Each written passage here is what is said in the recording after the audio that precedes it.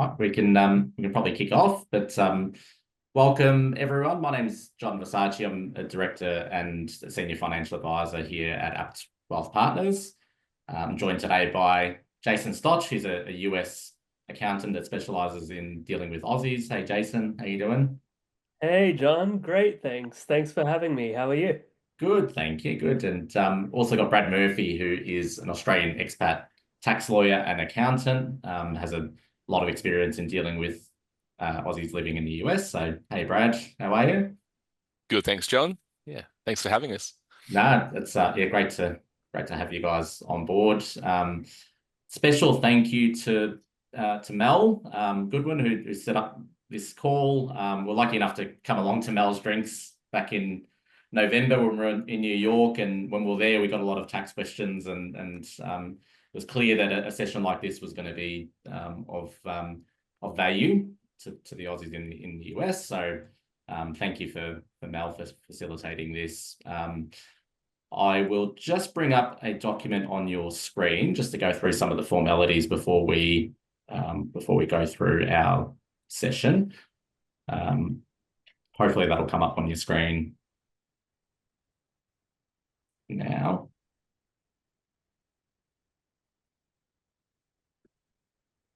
Is that coming up on your end, guys?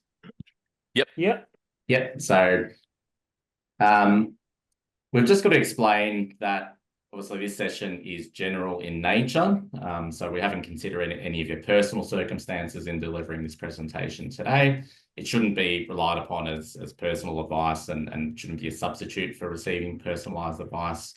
If you are looking for personalised advice around your personal situation, please reach out to one of the panelists today or a suitably qualified professional.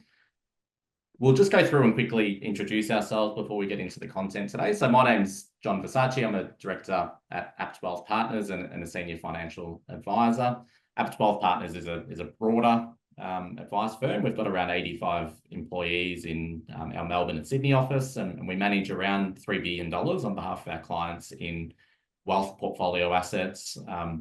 But I head up our expat services team, which is a specialised team that looks at cross-border situations, in particular US taxpayers.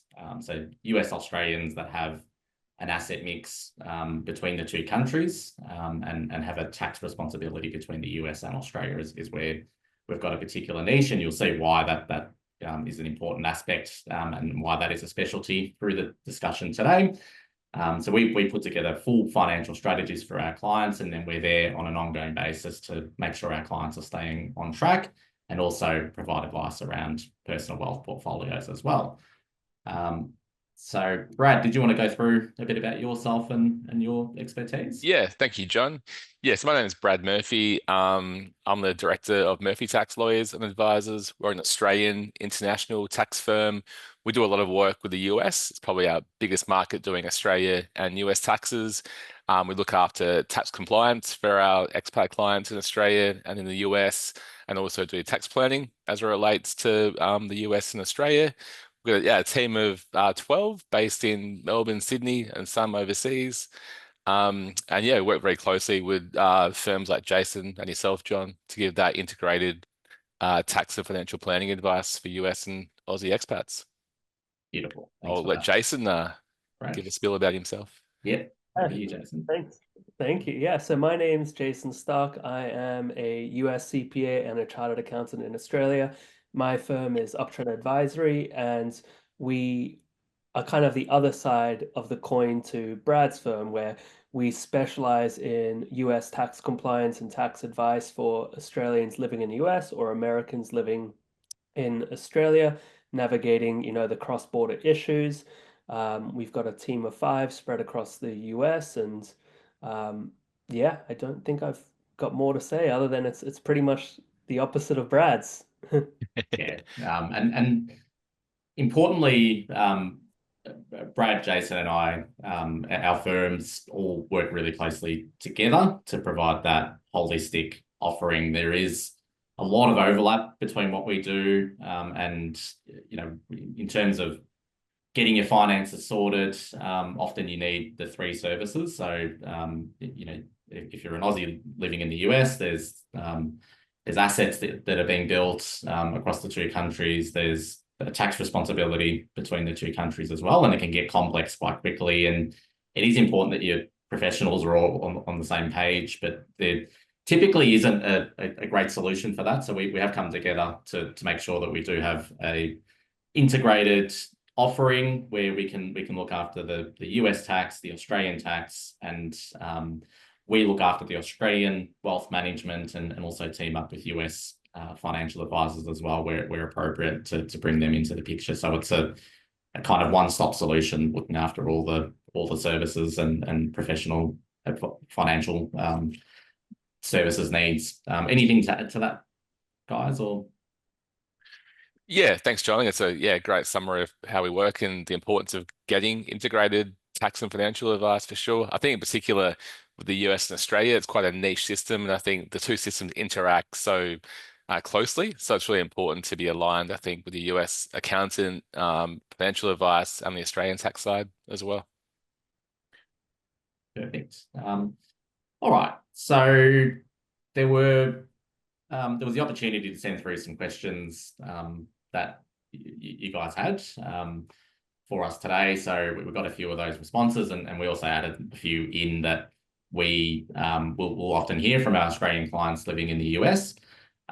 So it's a very informal session today. So feel free to put any questions in the Q&A box at the bottom of the screen there, and we can answer those along as we go. But we're just going to discuss through some different topics and hopefully answer a lot of the burning questions that you might have as Aussies living in the US. So first question, which is a simple one, but can trip some people up. It's probably best for you, Jason. When do you need to file a US return, and when do you become a tax resident of the US? Yeah, so it's a simple one, but not a simple one. So, if chances are, like, if you're living in the US and earning income in the US, then you definitely need to file. If you're an American living in Australia, you will still need to file a US tax return. And all of that comes back to tax residency. So, if you're a US citizen or a green card holder, you're always going to be considered a US tax resident.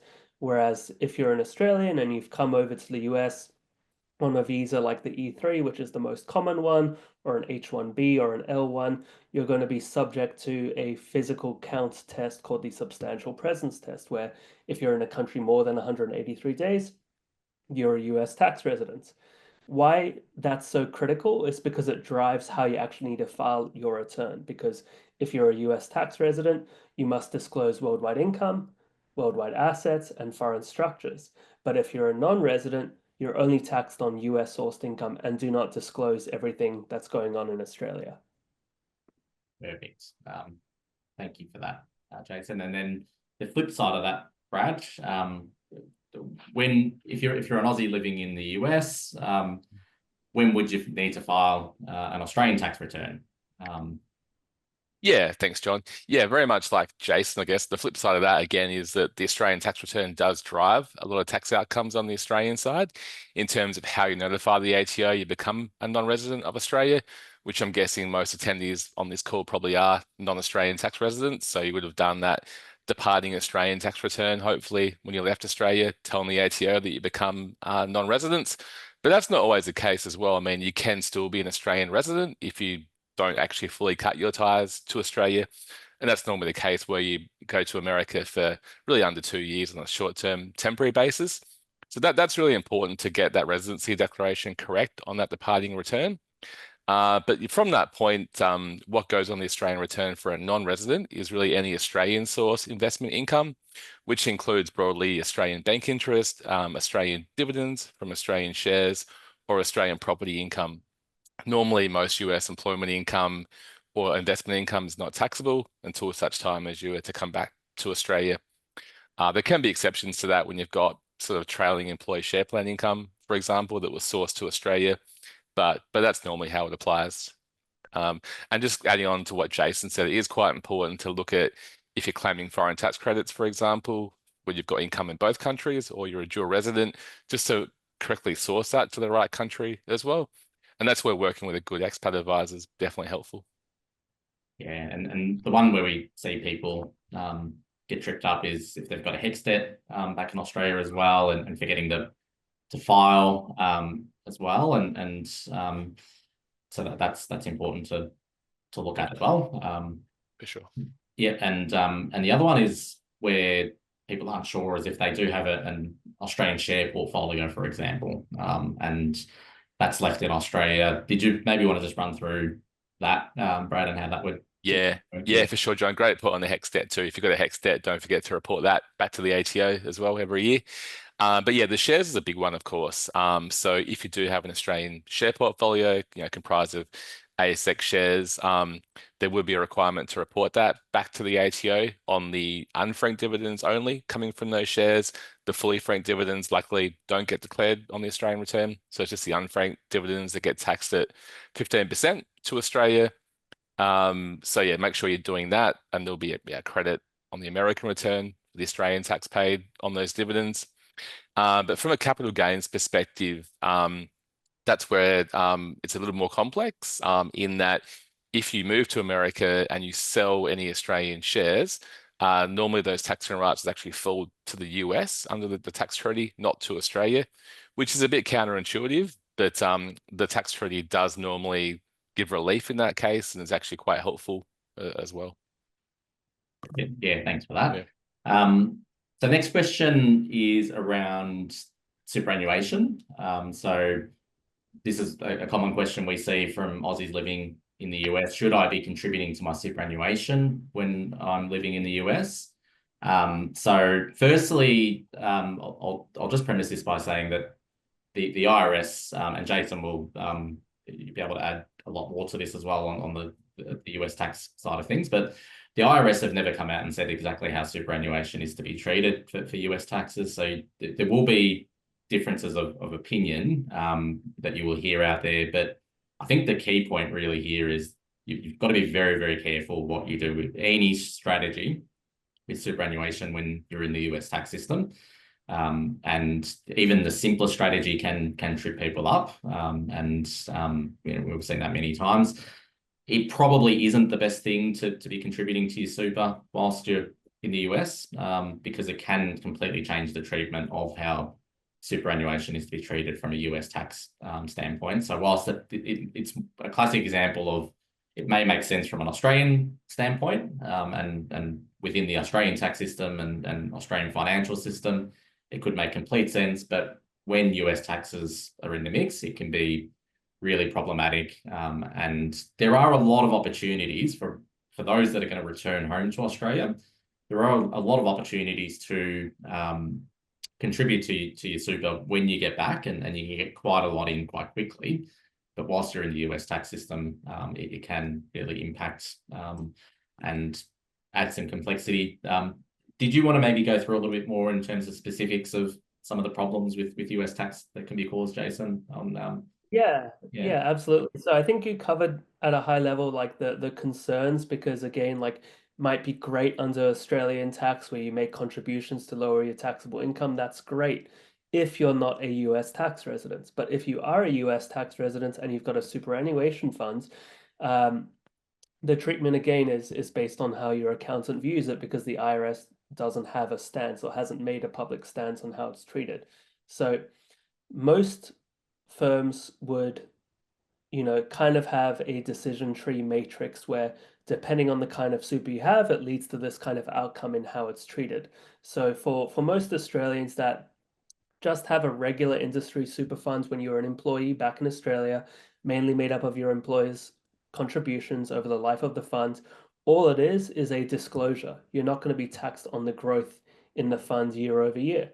But if you start contributing to it and start tilting that scale towards actually now the fund is mainly made up of my own contributions, well, then you can trigger, all kinds of IRS tax treatment, such as foreign granted trust treatment, where suddenly they're going to see your super as a foreign trust, where for every year you need to file a foreign trust form, and the IRS is going to look to tax whatever gains is happening in your super funds, as opposed to the first scenario where they're not. The worst kind of super that exists in the US is self-managed super funds. I haven't seen well, there's only one firm I've seen challenge that, but they, you know, they have some legal issues, to put it nicely. But you know, with a self-managed super funds or an SMSF, they're always going to see it as a foreign trust and always tax the growth within the funds. And then making it even worse, they could also see, well, what is in the super funds, because that might trigger additional forms and additional compliance and additional exposure. And I know John is very excited about what I'm talking about because it's Yeah. something called a PFIC, but we'll go into it in a second. But long story short, you know, regular super funds, if it's a regular fund, nothing to worry about from a tax perspective, but you do have to be mindful from a disclosure perspective. And then two, being mindful of your contributions because you don't want to tilt that scale towards your favor compared to your employer. And three, you just don't want to self-manage super funds in the US. Yeah, that's no, that's excellent, Jason, and it can get very complex very quickly. And I guess in terms of those that in the US for a short period of time and you know, maybe 3 or 5 years and then coming back to Australia, there is the opportunity to contribute into your super. And one of the really great things that have come in recent years is catch-up concessional contributions that they've brought into in Australia, which means that for those that are under $500,000 with a superannuation balance at the start of the financial year, you can actually go back up to 5 years and use the unused portion of your pre-tax contributions and put it in one hit if you wanted to. So it's around about 130,000 that someone returning home from the US could put in pre-tax in one go, and assuming their balance is under 500,000 when they return to Australia. So that's an idea of why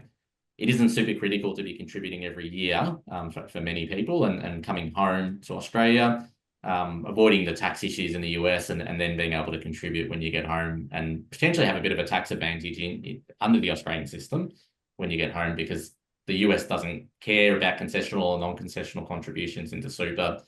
They won't give you a tax deduction for putting money into your super fund. So timing wise, it can work really well coming home to Australia, and the first working year that you come back and getting a really good tax break if you really want to get money into your super account.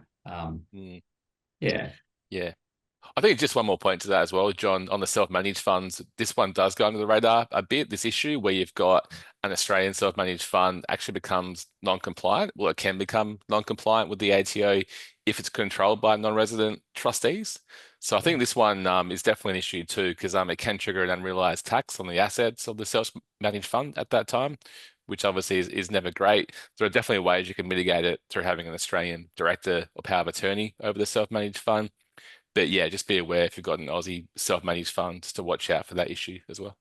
Yeah, you get hit from both sides, unfortunately, from the ATO and IRS, and you don't want them teaming up at all.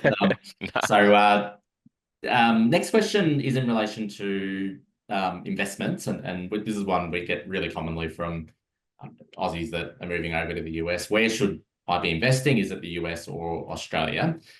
So it really does depend on your personal circumstances and what your personal goals are. So if you're an Aussie that's moved over to the US and you have no fixed intentions to return to Australia, and you know there's a good chance that you're actually going to be indefinitely or you know possibly permanently in the US, my view would be that you would just invest in the US most likely, especially in terms of the US earnings that you make from employment or income. It becomes a much bigger decision if you are an Aussie living in the US and your intention is to return home to Australia. And I guess the thing to be thinking about is where are your financial goals to be taking place? So if your longer term financial goals are, for example, to build up some wealth in the US, and then you're going to come home and buy a home in Australia, and you're going to look at retiring in Australia and potentially fund kids' education, that's all going to be in Australian dollars. So I guess an important aspect of all of this is the currency exchange element. So I'm sure you're all aware of where the currency exchange has sat over the last couple of years, and how the US dollar is looking quite strong at the moment, and the Australian dollar is quite strong. But if we rewind 12 or 15 years, you'll remember a time when the Australian dollar was extremely strong and we're actually at parity with the US. So that would be the worst kind of scenario, where if you were hoarding assets and money in the US and wanted to come home to Australia to buy a property, and we were in that time frame, or that sort of scenario replayed itself, and the Australian dollar and US dollar were at parity, or the Australian dollar strengthened, but you want to come home and buy a house and fund retirement, or have Australian dollar goals, then you get caught in a tough position where you either need to delay those goals, or you need to bite the bullet and move the resources from the US to Australia, and potentially have a bad result on the currency exchange. So there can be a strategy of sending money back incrementally to Australia, and averaging out the currency over time. So that way, if you've got a 5-year time horizon, if you just incrementally send money back, no one can predict what the currency exchange is going to do. So if it's a reasonable time, and the long-term average has been somewhere between 70 and 75 US cents for one Australian dollar. If you're around that mark or below, getting money back and just taking away that risk of the currency exchange can make sense. Then what you do in Australia, you've got to be very, very careful with, because there are some considerations around how assets outside of the US are treated for US tax purposes. So one of the very common ones that we see are what Jason alluded to earlier, which is a concept called passive foreign investment company treatment, or PFIC, as you may hear it. That's basically any non-US ETF or exchange traded fund, any managed fund, property trust, listed investment company. That there's more, but basically anything that's not a very direct type investment, you're going to fall into the bracket of what they call the passive foreign investment company treatment. And without going into too much detail of the intricacies of a tax return with passive foreign investment company treatment, it is extra filing, an extra filing cost that you would need to factor in. So typically there's an extra filing for each of the investments that you hold. So if you've got 10 ETFs in your portfolio, there's 10 separate pieces of filing that you've got to do. But then the extra tax, it can be quite onerous on the actual tax side of things as well. So generally not a good idea to fall into one of these investments. But very direct investments, typically okay. You've got to be a little bit careful there as well, because even some direct investments can fall into that bracket. But an example would be if you were to have Telstra shares as an example, they're typically fine from a US perspective. But if you were to have an example, a Vanguard Australian share fund, that would be where you fall into problems. To be clear, anything in the US, so anything US domiciled, there's no problem with ETFs or managed funds in the US. We're talking about Australia. Jason, did you want to add anything there? Yeah. Just so you covered it really well, and just to kind of highlight how bad it could be. Like, one is the fact that you've got to file the forms, which these are not inexpensive forms, they're technical forms. But the real kicker is you're being possibly taxed on unrealized gains made in your funds year over year. So let's say that Vanguard fund started the year at $100,000, finished the year at $200,000. That means nothing under Australian tax law. You haven't sold anything.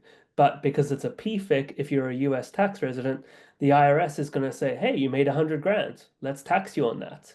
So it could ultimately lead to a situation where you're actually triple taxed on your investments. So the IRS is taxing you on something the ATO is not, so you don't get a foreign tax credit.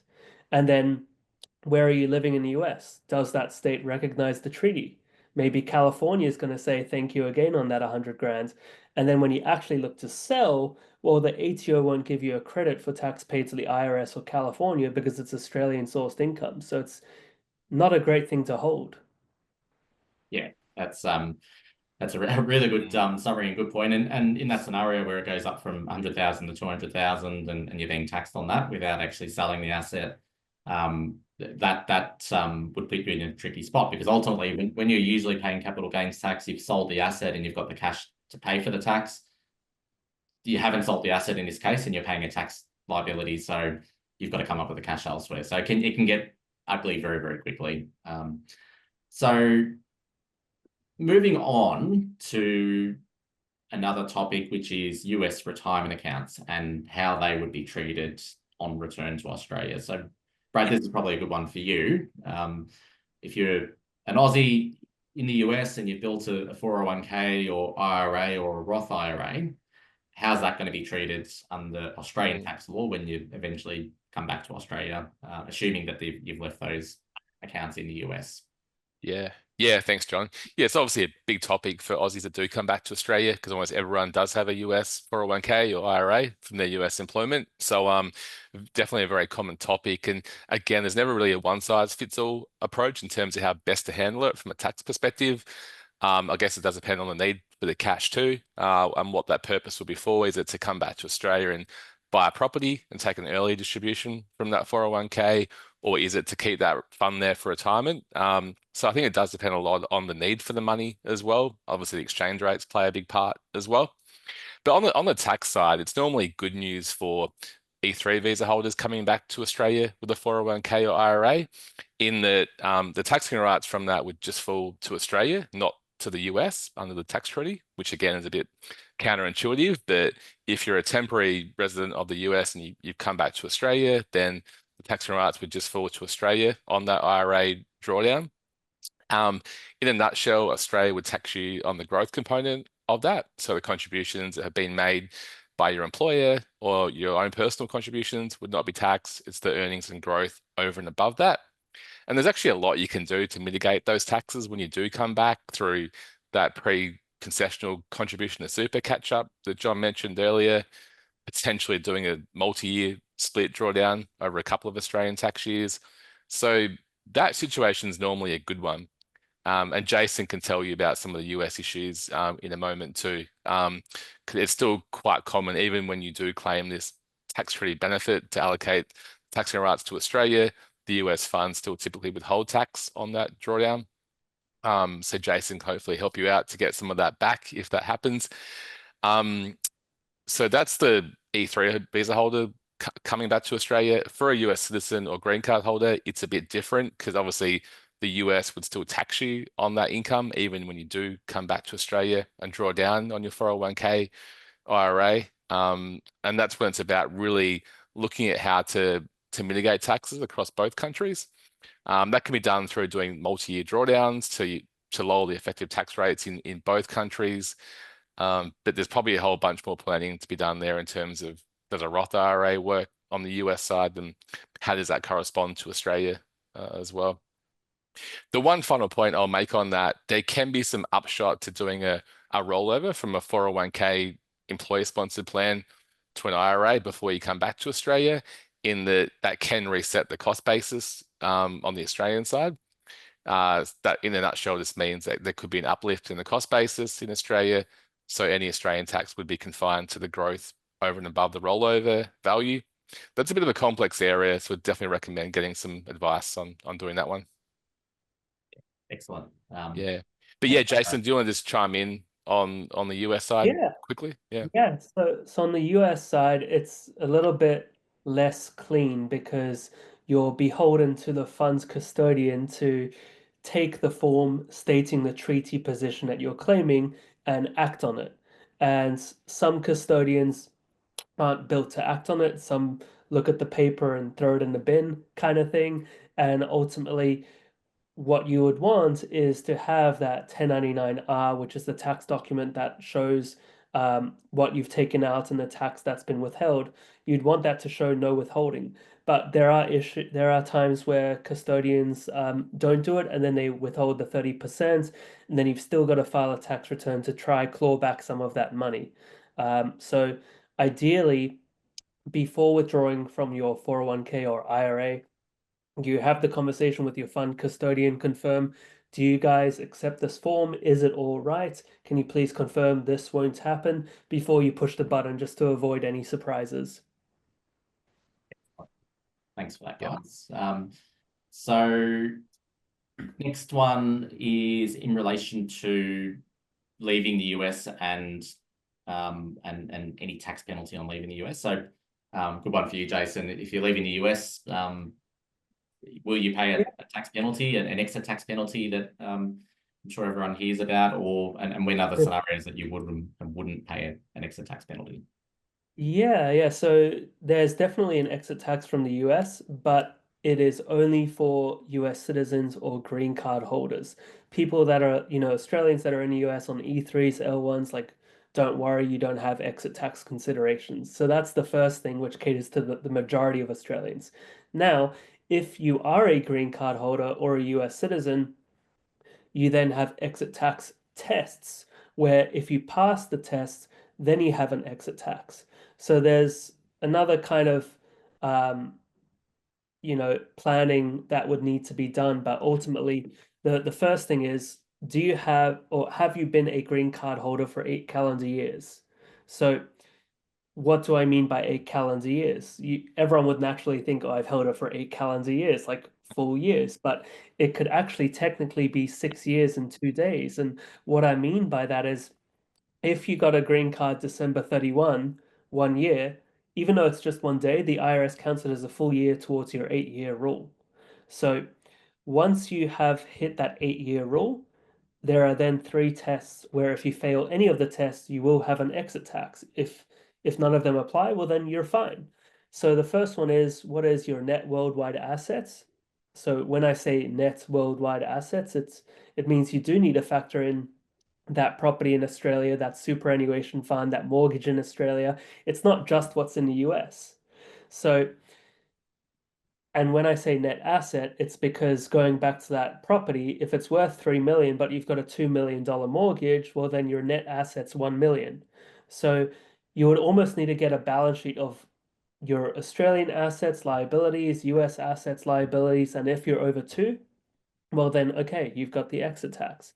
The next one is, what has been your average federal tax liability, as in what tax do you actually pay to the IRS every year? Is it over $190,000 on average? If so, yes, you've got an exit tax. And the last one is the sneakiest one, and it is, have you been compliant with your tax returns to date? And it is under penalties of perjury. And that one catches a lot of people off guard because they think, okay, I can just exit and be done with it. But they realize, oh, I didn't declare my super, I didn't declare this. So they can't do that until they fix the past. Otherwise, you will have an exit tax. So, it is a complicated thing, and it's definitely something that needs to be properly planned out because it shouldn't come and surprise anyone if you've got 8 years. Typically around the 6 year mark, people kind of make their am I staying, am I going decision to avoid this, because why would you wait and be subject to this? So it's just really, really important that you plan around this so that you can avoid it. Yeah, that's they're really good points, and it is one that we do see people get tripped up by with the 8 year rule and not realizing it's not kind of 8 lots of 365 days. It's actually any portion of the year that you're a green card holder that counts as 1 year. But I guess and also just on that. Oh, sorry, Oh, sorry, John. Yeah, Jason. I think for a green card holder too, there's a different tax form to submit to the IRS, isn't there, to give up the green card, which is different to immigration. Is that also true? Yeah. Yeah. So from the immigration side, you've got that I-407, which is the abandonment for immigration side. But for the tax side, this whole exit tax form is called an 8854, which is the expatriation form. So you can only do the tax form after the immigration form's been done, because you haven't expatriated until you've handed back the green card. So yeah, one interdependency. Yeah, beautiful.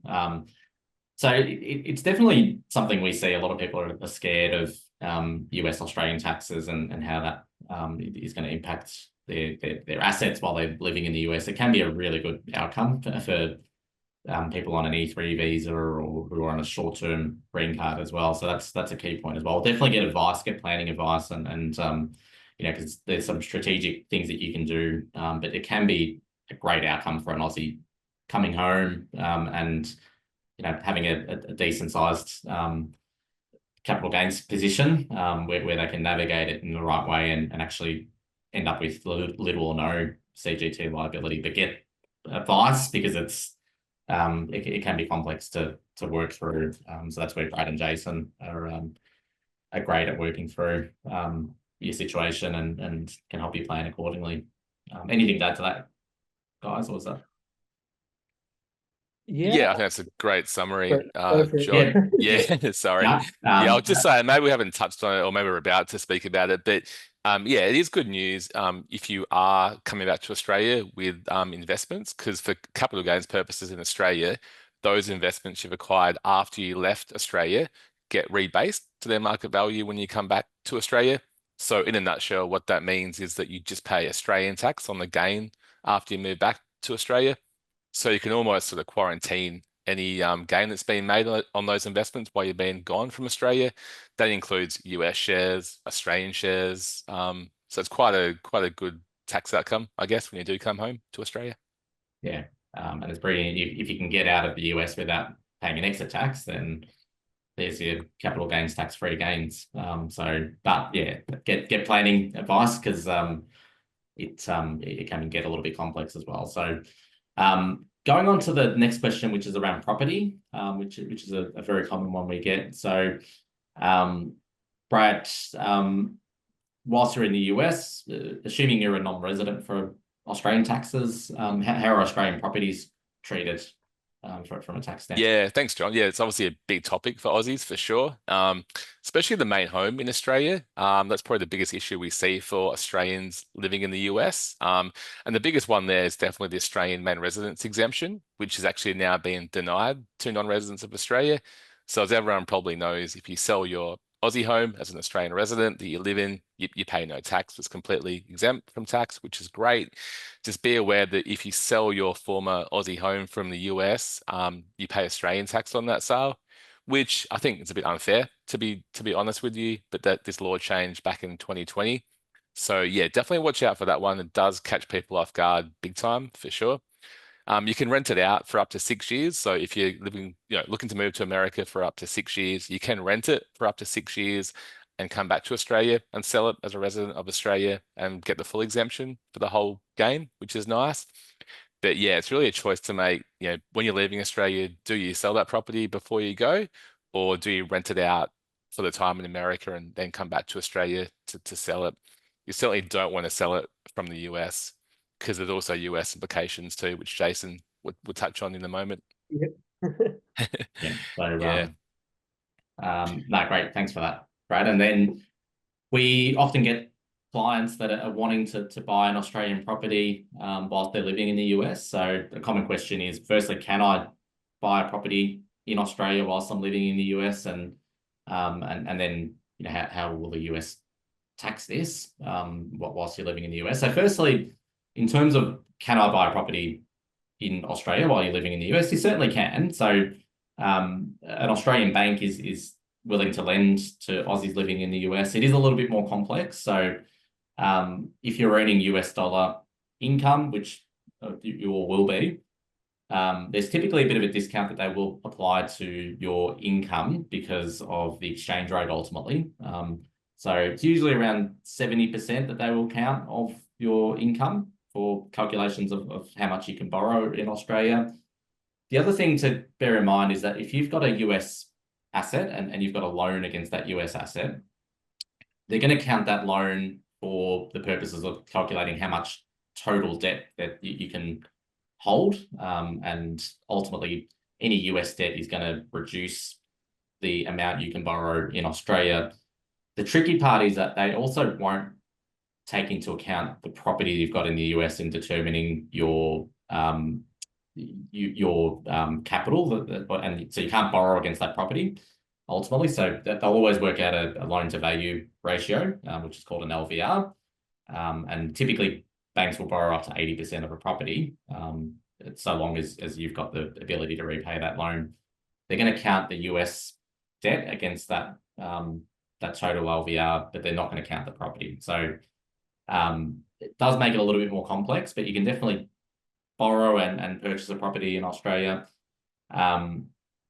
You won't be subject to the extra stamp duty that you often see as as long as you're a citizen of Australia or a permanent visa holder, there isn't the extra stamp duty to worry about. But importantly, I guess the tax side of things, so the capital gains tax and income tax side of things that Brad went through before. So you don't get the 50% discount on capital gains on an investment property. So even if you've returned to Australia and you've got an investment property, the accumulated gains for the period of time that you were overseas will always have a full capital gains rate. So you'll be taxed on the full gain. So typically that means that you're paying between 32.5% and sorry, it'd be 30% and 45% now is the tax that you would pay on the accumulated gains whilst you're a non-resident for Australia on eventual sale. Now, if that's a 1 or 2 year period, that's not so much a problem if you're going to keep this investment property for 10 or 15 years. But if it's going to be a long-term period of time that you're a non-resident for Australian taxes, then that can amount to quite a lot in eventual capital gains tax that you're going to pay on eventual sale, even if you sell whilst in Australia on an investment property. So just considering the eventual tax that you will pay on eventual sale of the property.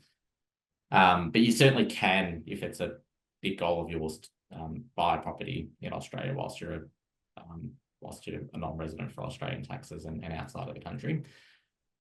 Jason, did you want to go through a bit about how the US would tax you?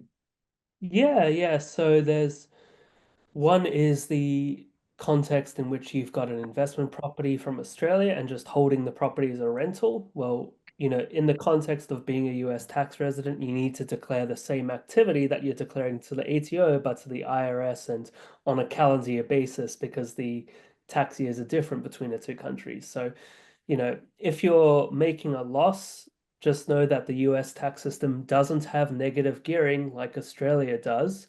The losses will continue to accumulate in a loss bucket until such time that you generate profit or sell the property, in which case the capital gains would be offset by all the losses you've been accumulating over the years. Otherwise, if you are making a profit, from holding the rental, that's where foreign tax credits come into play. So whatever tax you're paying to the ATO, you will get to leverage against what the IRS wants to calculate. And then it's just a matter of, okay, going back to the whole state situation, which state do I live in and do they recognize the treaty or not? Because there still might be double tax when you consider states like New York, New Jersey, California, where they don't recognize the treaty. Now, what Brad was talking about earlier is the sale of the property. That is something to be super careful of because I can't tell you the number of times we've all seen someone living in California selling their rental property in Australia before getting advice and suddenly having to write a nice big check to the California Franchise Tax Board because they don't recognize the treaty. They're just going to see it as capital gains. So it's very important when you think about selling a property to make sure that you're getting the advice so that you don't have unnecessary tax burdens. Yeah. Yeah. Did Very, you want to very add? true, Jason. Yeah, it's a big enough sting losing the Australian exemption, let alone getting stung in California or New York as well. So I agree. Yeah, I think the other one too is land tax is another big factor in Australia, especially in Victoria. They've increased those rates quite a lot recently. So just be aware if you've got an Aussie rental property. So if your main home goes to a rental property, it's probably going to be subject to land tax as well, which is a bit of a hidden cost as well. Yeah, it's definitely gotten more complex in Victoria, unfortunately, with properties and the extra taxes that are due on those. But the next question is for you, Brad, which is on return to Australia. How will US investments be treated on Australian tax returns? We've already covered US retirement accounts. So I guess it would be in relation to a US property or a US investment portfolio. So a stock portfolio. Yeah, it's a good question, John. Again, very common one, and we sort of touched on it a bit before. It's going to be a good tax outcome from the Australian side in that any US investments you've got that you've accumulated since you left Australia, so that could be US shares or even Australian shares. So any shares you've acquired after you left Australia, when you come back to Australia with those shares, the capital gains cost base does get uplifted to its market value at that time. So it means you're just paying the Australian tax on the gain that's accrued after you move back to Australia, which is good. So you can really quarantine any capital gain you've made from the US, which is nice. And as Jason mentioned before, it's even better news if you're not a US taxpayer, you don't pay US CGT either. So it's actually potentially a tax-free capital gain, which is nice. Doesn't quite work as well for US citizens coming back to Australia, but good for the Aussies coming home. And then at that point, you can look to perhaps move those investments to an Australian structure, such as a trust or company in Australia, to manage those going forward. So that's normally a really good outcome. On the property side, again, it's quite good news from the Australian side. The US property gets rebased to its market value when you come back to Australia. So again, you're just paying Australian tax on the gain on the US property after you move back to Australia. You can also apply the Australian main residence exemption on that US property if you haven't got an Australian home for that same period. So it does happen quite a lot when, you know, clients leave the US and haven't quite sold their home yet due to the season or couldn't quite find the right buyer. If it was to linger and you sold it from Australia, say 6 months or a year after, there should not be Australian tax due on that property. So normally you can mitigate that. If you rent the property out, just be aware that the rental income from the US property does go in the Australian return. Of course, you'll be given a foreign tax credit for US taxes paid on any capital gains or rental income paid in the US. I think perhaps a bigger issue we see, and it's probably an issue or question for Jason to discuss, would be the loss of the US exemption if you leave the US and rent out your home. It's probably a bigger issue we see. Yeah. And on that, like the IRS isn't as generous as Australia when it comes to your primary home. They have a rule where if you've lived in a property for 2 years out of the 5 most recent years prior to selling, you get a 250 grand exemption if you're single, or 500,000 if you're filing jointly. So it's being mindful of that window if you want to exit and get some exemption. Otherwise, when you pass that window, you lose it and you're just taxed on everything. Yeah. All right. And then the last question is just in relation to the biggest financial mistakes that we see Aussies making in the US.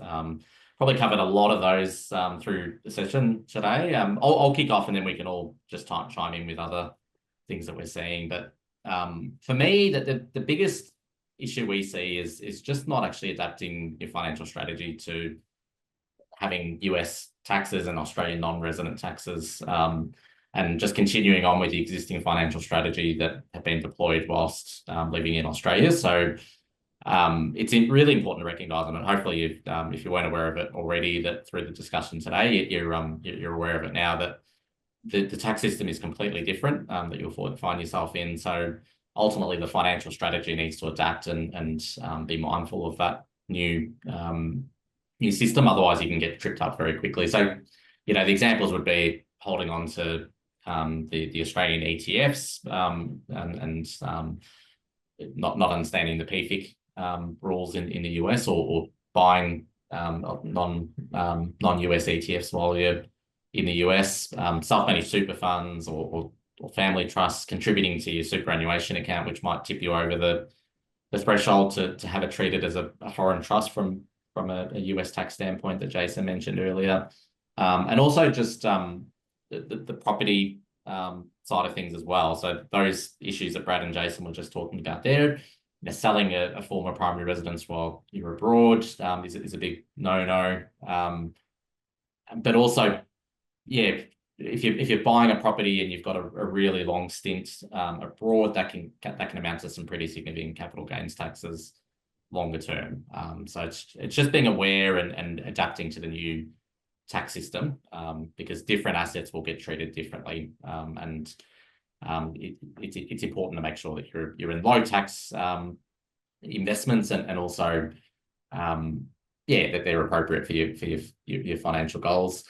One of the other things we see as well, and not providing US financial advice, but we often see people not contributing to their US retirement accounts, and that can be a bit of a mistake if quite often employers will match contributions. So it's essentially free money that you will not get unless you contribute into your retirement account. Often money goes into the retirement accounts tax-free, and Brad mentioned earlier about getting money out of the 401k or IRA. So it can be a very valuable way of building for retirement and lessening tax whilst you're in the US, but often people will just not contribute to it and for just reasons that they think it'll be too complex in Australia. But that can be a bit of a mistake as well. But I mentioned earlier about building all the assets in the US. That can be just a bit of a risk if the currency moves in the wrong direction and you need to ultimately fund life in Australia. So it is important to consider where you're building the assets and for what eventual goal. If you've got the ability to, it can work to build some assets in both locations ultimately and hedge your bets a bit and just protect against the currency moving in either direction. So that's something we advise clients on of what assets to build and where to build the assets. And the last one I had here was just that, and this is a little bit of pumping our own tires a little bit, but just continuing with the professionals that people that use whilst they're in Australia, and quite often we'll see an Australian accountant that is fantastic at what they do from an Australian tax standpoint, but won't understand the cross-border element of just Australian non-resident taxes. They don't really have many Australian non-residents. They won't understand US taxes.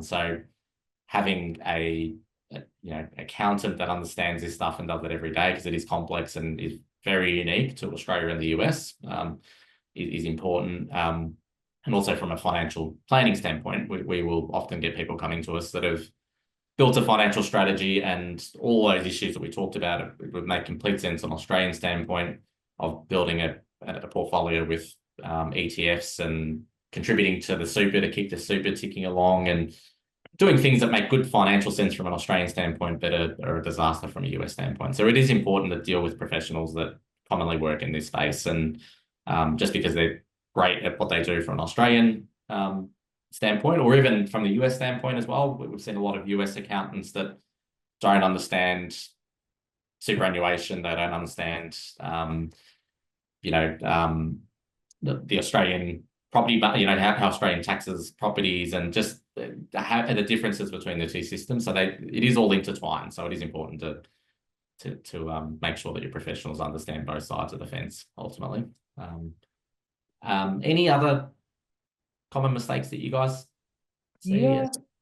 Yeah, like you said a lot of the really, really important things. I think like a big thing before moving to the US is the consideration of simplification. And so that comes to the whole PFIX situation. It comes down to, hey, do we still want to have this SMSF before we land in the US? Do we want to keep this trust that's been dormant for 10 years? Is it worth still holding on to? Same thing with this proprietary limited that I did 1 year when I was working independently. So it's just, it's a really important thing to like simplify and clean up where you can, because once you're here and you need to show everything, sometimes it ends up costing you more than it's actually worth to have the entity or the investments, in which case you wish you would have had, proactive planning before coming here. And same with vice versa going back. There's so many timing considerations. So it's really important that you're working with people who know these things, because you don't know what you don't know. And if you're using the local firms, they only know what they know and they don't know enough about the other things. I can't tell you the number of times I've seen clients with massive portfolios from Australia and they're full of PFIX and their financial planner has never heard of that. And so now they've been caught with it and they're stuck with it. And now they have to worry about crystallizing all of these gains that could have all been avoided had they planned correctly in advance. So it's not, you know, being proactive is or not being proactive is the biggest mistake that I've seen. Because you can avoid all of these things if you're proactive. Yeah. Any other last Yeah, one? I couldn't agree more with what you guys said. Agree 100%, of course, with all of that. Just one more other issue we see is Australian residency in terms of Mm. just say you're going to the US on a short-term secondment. Just say, for example, your Australian law firm was going to second you to the US for a period of time. That's where you need to look at residency and the tax treaty quite carefully in terms of who would tax that income. Is it Australia still? Is it the US? And who gives the relief and when? That's one thing just to watch out for. The ATO is quite hot on tax residency on short-term assignments overseas. So watch out for that one. But yeah, otherwise couldn't agree more. I think having a consultation with an expert such as Jason, myself, or John, it is always great. And doing that in advance is even better, of course, and not doing it after the fact, for sure. Perfect. Yeah. We've just got a question through the Q&A. We'll answer this one, and please feel free to send a couple more. We'll finish up in around 5 minutes or so, so we'll try and squeeze in a few others. But the question is, can you make a personal super contribution in Australia whilst a non-resident? Objective is to use it as a deduction against other income in Australia.